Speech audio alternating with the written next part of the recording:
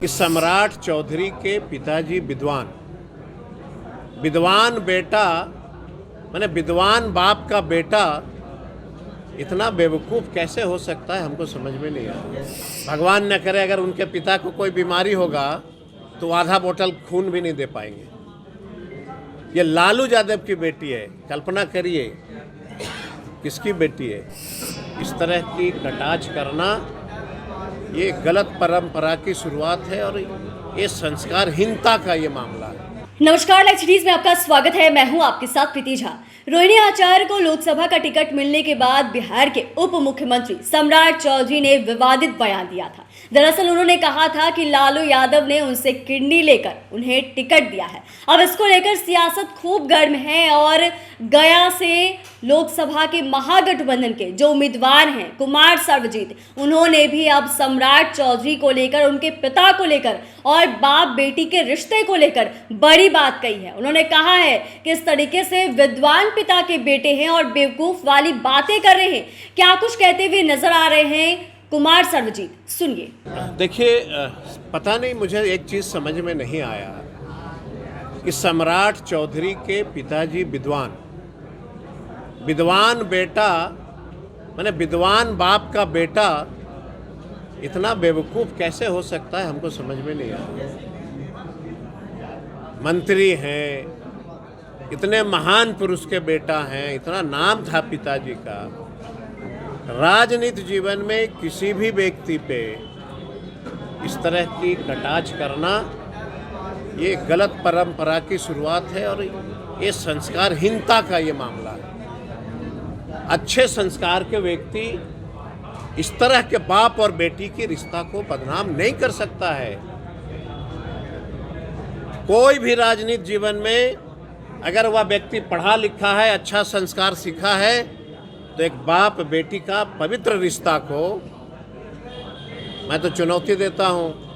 भगवान न करे अगर उनके पिता को कोई बीमारी होगा तो आधा बोतल खून भी नहीं दे पाएंगे। ये लालू यादव की बेटी है, कल्पना करिए किसकी बेटी है। और किडनी का सवाल आप कर रहे हैं। अगर बीच चौराहे पे देश की खुशहाली के लिए अगर लालू यादव ने कह दिया कि बेटा और बेटी दोनों जो है फांसी लगा लो, देश खुश रहेगा, तो चौराहे पर उनके परिवार जो है सब कुछ फांसी लगा लें। देश प्रेमी हैं उन लोग, देश की बात करते हैं। हम किसी एक व्यक्ति पे कटाक्ष नहीं करते हैं। हमारा दल, हमारे दल के नेता, हमारे दल के सिपाही देश के लिए जीते हैं और देश के लिए मरते हैं, और यही हमारा सिद्धांत है पार्टी का और यही चलेगा। अभी बहुत आप एक चीज़ बताइए, क्या भाजपा गठबंधन की सीटें जारी हो गई? अगर हो गई तो आप हमें बताएं, नहीं हुई तो क्या नीतीश कुमार भाजपा की गठबंधन समाप्त हो गई? अगर आपने सवाल पूछा, मैं जवाब देता हूँ। आपका जो बैनर लगा हुआ है उसमें इंडिया गठबंधन के एक भी नेता नहीं। अभी आपकी पार्टी के अलावा ऐसा है कि ये पार्टी कार्यालय है और हम उम्मीदवार कब बनेंगे? जब नॉमिनेशन होके स्क्रूटनी हो जाएगी तब हम महागठबंधन के उम्मीदवार होंगे। अभी तो ये पार्टी की कार्यालय है, पार्टी ऑफिस चलती है, जो पहले से लगा हुआ है सो लगा हुआ है। तो बहुत शुक्रिया है कि आप किसी बात को बड़ा जल्दी पकड़ लेते हैं, लेकिन समर्थन आप पत्रकार के साथ ही हमें भी जरूर दीजिएगा। ये मैं प्रार्थना करता हूँ और कामना करता हूँ। मांझी जी अयोध्या गए हैं दर्शन करने के लिए, क्या कहेंगे? देखिए, मांझी जी के लिए अयोध्या मंदिर है और इस देश के सभी जाति धर्मों के लिए मंदिर मस्जिद होता है। लेकिन मैं जहाँ तक जानता हूँ कि हमारे लिए सबसे बड़ा अगर कोई मंदिर है तो गया जिला की महान जनता है। हमारे लिए अगर सबसे बड़ा कोई ईश्वर है तो गया जिला के सभी जाति धर्मों के लोग हैं। अगर वो है तो धरती है, देश है, दुनिया है। अगर वो नहीं है तो कुछ भी नहीं है। इसलिए वो अयोध्या की मंदिर पूजा करने जाते हैं। बहुत हमारे अभिभावक हैं, मैं उनको बहुत शुक्रिया अदा करता हूँ कि उम्र भी तो तीर्थ यात्रा का ही है और हमारी उम्र जो है जनता के सामने हाथ फैलाने का है। हमारा ईश्वर जनता होता है, तो हम तो यही कहेंगे कि जनता मालिक होता है और जनता ने मुझे अगर मैंडेट दिया तो अजमेर शरीफ में चादर चढ़ाऊंगा और अयोध्या के भी मंदिर में पूजा करूंगा मेरे लिए। और अगर गिरजा कहीं आप बता देंगे तो वहाँ भी हम पूजा प्रेयर कर लेंगे। हमारे लिए सब है। एक बात को समझिए, हम सिर्फ अयोध्या नहीं जा सकते हैं।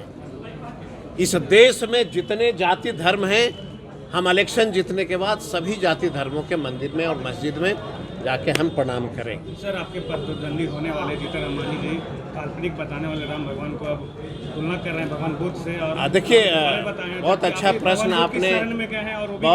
प्रश्न आपने छेड़ा। मैं बहुत बधाई देता हूँ। हमारे पिता तुल्य हैं, लेकिन मुझे एक चीज़ समझ में नहीं आया कि दरभंगा मंदिर में गए तो उन्होंने कहा कि ब्राह्मणों ने मंदिर धो दिया। अभी कुछ दिन पहले मैंने वीडियो देखा, उन्होंने कहा कि ब्राह्मण पूजा करा के ठगता है।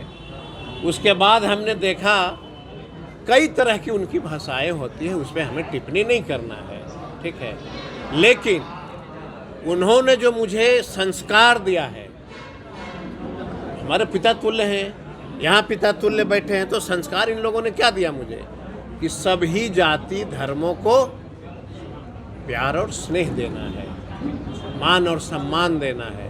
मैं तो वही जानता हूँ। और फिर से मैं एक बार रिपीट करता हूँ कि अगर गया जिला के जनता ने मुझे मैंडेट दिया, अयोध्या, अजमेर शरीफ, चर्च, अब जो है काली मंदिर, जितने प्रकार के इस देश में महान मंदिर हैं, हम सब में जाके मत्था टेकेंगे। तो आपने सुना कि कुमार सर्वजीत क्या कुछ कह रहे थे। दरअसल उन्होंने सम्राट चौधरी के पिता यानी कि शकुनी चौधरी को लेकर कहा है कि वो तो बहुत ही विद्वान थे, पढ़े लिखे थे, और ऐसे में उनके बेटा होकर इस तरीके से बयान दे रहे हैं तो ये संस्कारहीनता का प्रतीक है और ये दर्शाता है कि उन्हें कैसे संस्कार मिली है। इतना ही नहीं, उन्होंने यह भी कहा है कि उन्हें इस तरीके से बातें जो है नहीं बोलना चाहिए। और बाप बेटी के रिश्ते को लेकर यानी कि रोहिणी आचार्य और लालू प्रसाद यादव के रिश्ते को लेकर जो सम्राट चौधरी ने टिप्पणी की है, उस पर भी उन्होंने कहा कि आप सोचिए जरा कि रोहिणी आचार्य किनकी बेटी है, वो लालू प्रसाद यादव की बेटी है। आप यहाँ किडनी देने की बात कर रहे हैं जबकि पिता उनके बीमार थे। ये वो परिवार है जब लालू प्रसाद यादव अपने बेटा और बेटी को बीच सड़क पर भी ये कहेंगे कि देश के लिए अपनी जान दे दे, तो वो एक बार भी सोचेंगे नहीं, वो हंसते हंसते अपनी जान को भी दे देंगे। दरअसल में समझ रहे हैं आप, कुमार सर्वजीत ने बिहार के उप मुख्यमंत्री सम्राट चौधरी को मुंहतोड़ जवाब दिया है। चैनल को सब्सक्राइब करें, फेसबुक पेज को लाइक करें। धन्यवाद।